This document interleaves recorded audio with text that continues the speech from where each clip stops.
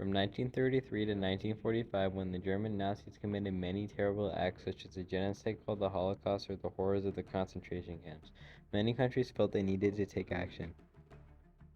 Four of the world's most powerful countries, France, Russia, the United Kingdom, the United States of America, created the Nuremberg trials, a trial for the worst Nazis. They wanted to prosecute those who created and supported the system of oppression and extermination throughout Germany. The Nuremberg trials lasted from November 20th, 1945 to October 1st, 1946.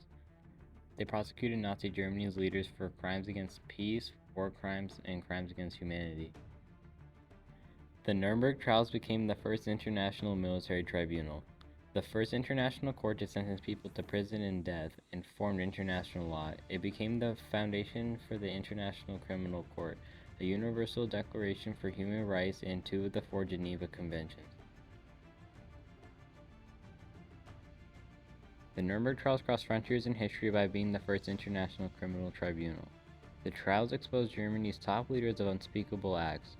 19 of the 24 defendants were found guilty of breaking international law. The trials helped define international law by having many concepts and laws universally recognized. 78 years later, the Nuremberg trials play a huge part in the world today as it represents one of the first steps in international law.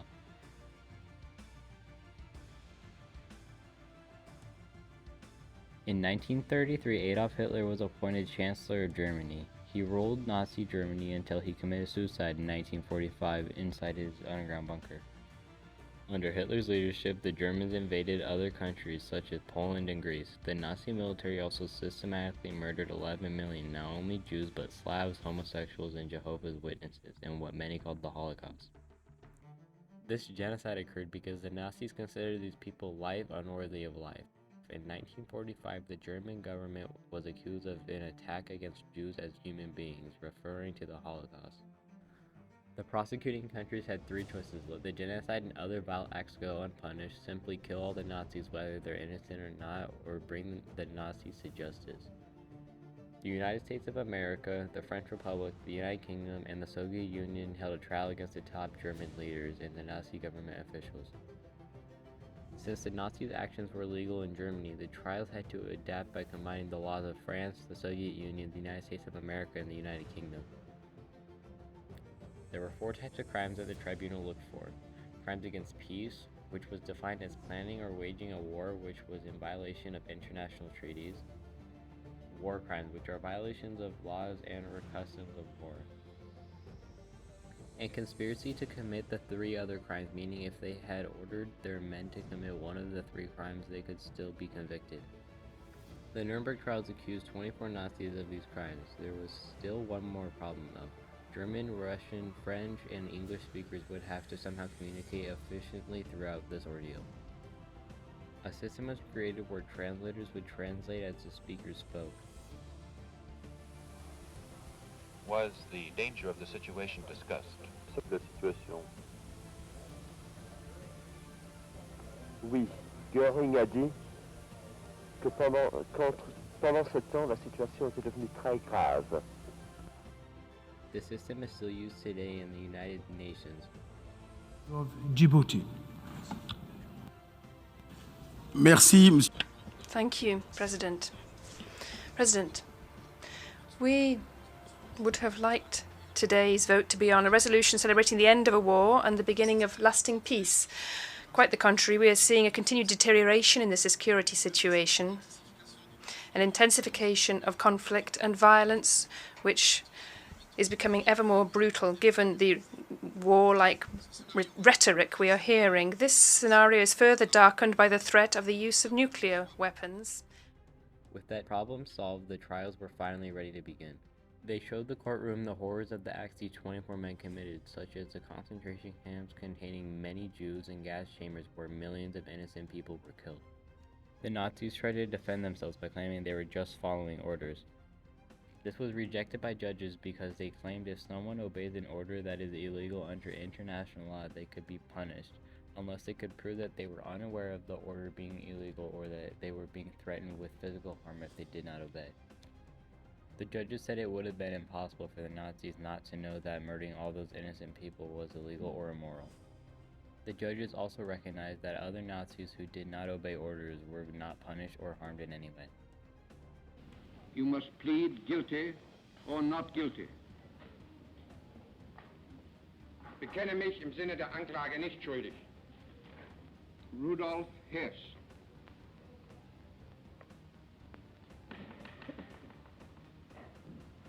Nein.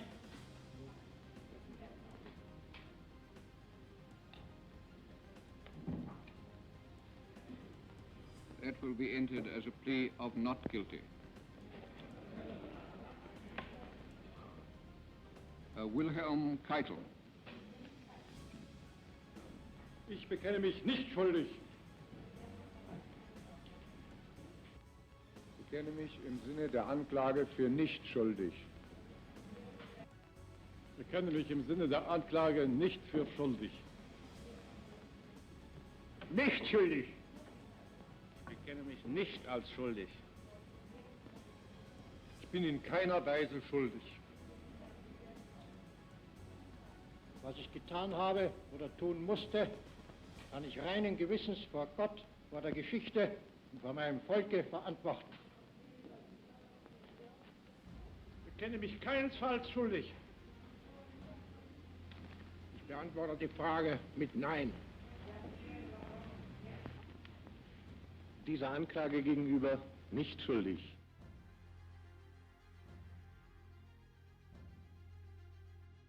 At the end of the trials, out of the 24 defendants, 12 of them were sentenced to death, 4 in prison with sentences ranging from 10 years to life, 3 found not guilty, and 2 undecided for they were already dead during the trials. Hermann Wilhelm Goering, on the counts of the indictment on which you have been convicted, the tribunal sentences you to death by hanging. Joachim von Ribbentrop, death by hanging. Fritz Saukel, death by hanging. Julius Streicher, death by hanging. Wilhelm Frick, death by hanging. Hans Frank, death by hanging. Alfred Rosenberg, death by hanging. Wilhelm Keitel, death by hanging. The Nuremberg trials defined international law. The Nuremberg trials did this by making many concepts and laws universally recognized by having the International Law Commission adopt the Nuremberg Principles in 1950.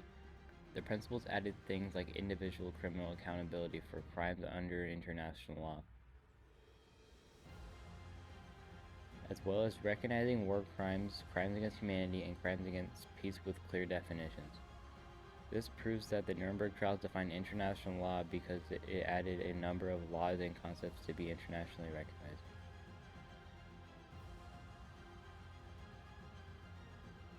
The Nuremberg trials have influenced the world in many ways. The Nuremberg trials also allowed medical testing on humans by creating the Nuremberg Code, which is a 10-point statement that determines the boundaries of what justifies humane experimentation. They have developed international law by defining crimes against peace as planning or waging of war or participating in They have developed international law by defining crimes against peace as planning or waging of war or participating in common plan for the following crimes: war crimes as violation of laws or customs of war, and crimes against humanity as inhuman acts against a civilian population, and defining other concepts recognized by creating the Nuremberg Principles, a list of 7 principles recognized in international law. In short, the Nuremberg trials crossed frontiers in history by being the first international criminal tribunal. This event was incredibly important to history because not only did they put an end to Nazi Germany, they prosecuted the top Nazis for their inhuman acts. They also defined international law with the Nuremberg Principles and allowed human experimentation with the Nuremberg Code.